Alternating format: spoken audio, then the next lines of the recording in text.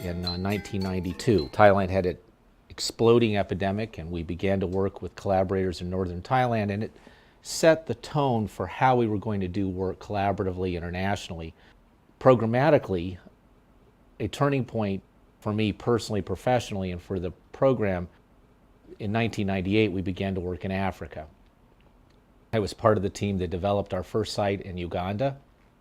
Now we work in the tea highlands of Western Kenya, we work in Tanzania and the southwestern part of the country, as well as in Dar es Salaam, and we have an emerging effort in Nigeria. So literally the program has gone from one that was very US-centric in the early 90s to an international focus to now truly a global focus, and literally the sun never sets on our program.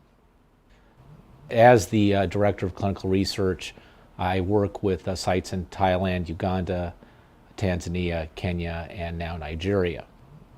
The goal of this work is twofold. One is to establish cohorts, populations, and study sites that can support all phases of HIV vaccine research.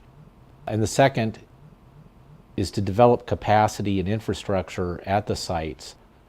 The need for an HIV vaccine is as urgent today as it was 25, 30 years ago, but a number of other capabilities are likely to become available that will affect prevention research. And the only way that we'll be able to successfully test HIV vaccines is in populations that endure a very high incidence of HIV. So consequently, we're working currently in East Africa and Thailand in very high-risk populations. We are actively planning small trials to evaluate immune responses to the vaccines that we tested in Thailand and similar vaccines that are designed for the epidemic in Africa.